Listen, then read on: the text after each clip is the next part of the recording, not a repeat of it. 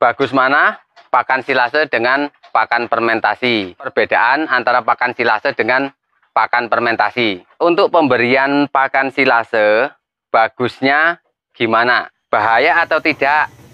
Kalau pakan fermentasi atau pakan silase diberikan pada indukan bunting, atau pakan fermentasi bisa membuat kambing mager. Assalamualaikum warahmatullahi wabarakatuh, sahabat Jaya. Ketemu lagi dengan saya Yanto dari Kandang Jaya Farm. Di video ini saya akan menjawab beberapa pertanyaan yang sudah kami rangkum menjadi satu terkait pakan silase dan pakan fermentasi. Yang pertama, bagus mana pakan silase dengan pakan fermentasi? Nah, antara pakan silase dengan pakan fermentasi itu sama-sama bagusnya. Yang menentukan kualitasnya adalah bahan yang kita bikin untuk membuat pakan silase atau bahan yang kita bikin untuk membuat pakan fermentasi. Jadi bukan silase atau fermentasinya yang bagus, tapi tergantung bahannya.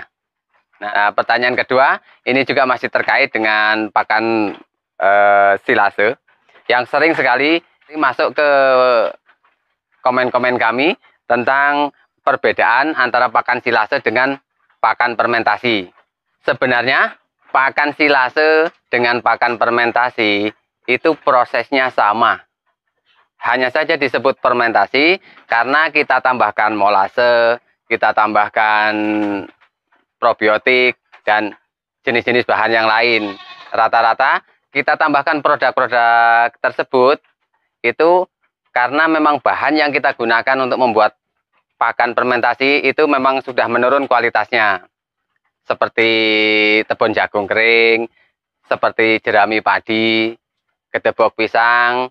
Kita butuh bakteri pengurai lebih banyak. Maka dari itu wajib kita tambahkan fermentator atau bakteri pengurai dari luar. Seperti IM4, produk NASA, dan masih banyak jenis fermentator yang lain. Nah, kalau silase sebenarnya juga sudah melewati proses fermentasi. Hanya saja di dalam proses silase yang bekerja bakteri alami. Kalau prosesnya sama, baik silase maupun fermentasi rata-rata harus dilakukan di dalam wadah kedap udara atau anaerob. Nah, yang ketiga, untuk pemberian pakan silase bagusnya gimana?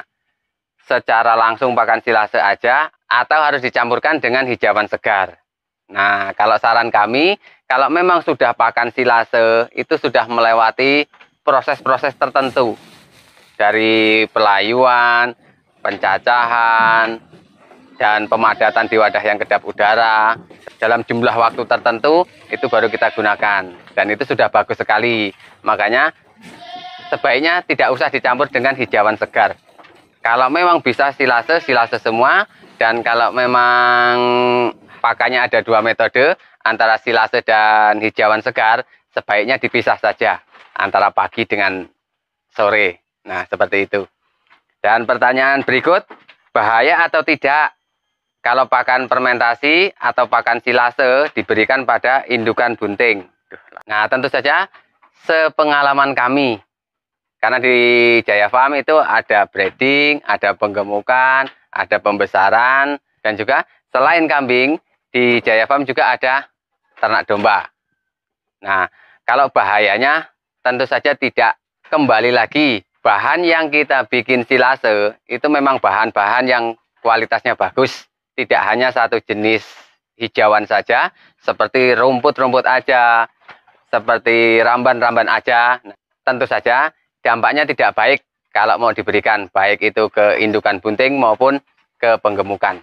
Nah, pertanyaan berikut, indukan menyusui yang diberi pakan silase, air susunya tidak banyak. Nah, ini juga kembali, air susunya tidak banyak pada indukan yang sedang menyusui, ini bukan disebabkan oleh pakan silase atau pakan fermentasi. Tapi kembali lagi ke kualitas pakan silase, kualitas pakan fermentasi yang kita sajikan. Biasanya rata-rata peternak itu udah punya odot, ya udah odot itu yang dibikin silase. Tidak ada campuran-campuran hijauan yang lain. Kalau intinya bikin pakan silase itu satu rumput banyak ramban. Apalagi kalau bisa lebih banyak lagi, jenis yang kita campurkan dalam membuat pakan silase itu akan jauh lebih baik lagi. Dan ke pertanyaan berikut, apakah pakan silase atau pakan fermentasi bisa membuat kambing majer? Kambing majer atau mandul itu juga bukan disebabkan oleh pakan.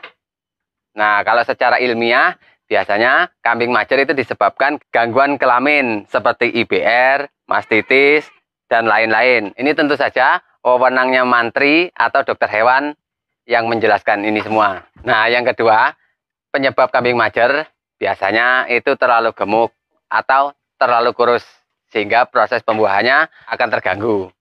Yang ketiga, kekurangan nutrisi, sehingga fisiknya lemah, gampang sakit.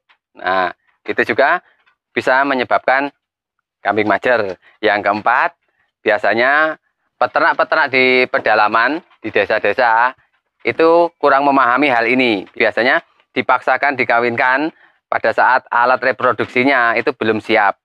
Dan faktor kelima, bisa juga disebabkan oleh keturunan.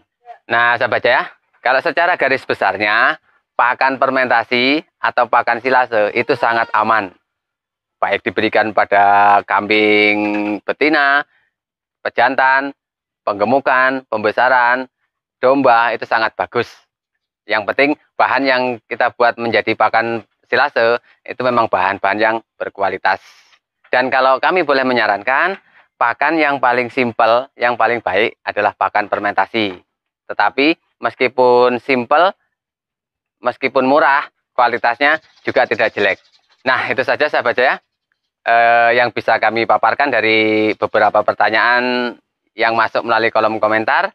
Kalau memang kurang lengkap dan teman-teman bisa melengkapi, monggo silahkan dilengkapi di kolom komentar. Dan kalau memang masih ada pertanyaan mengenai perkambingan, perdombaan, masalah pakan, SOP, monggo silahkan tanyakan melalui kolom komentar.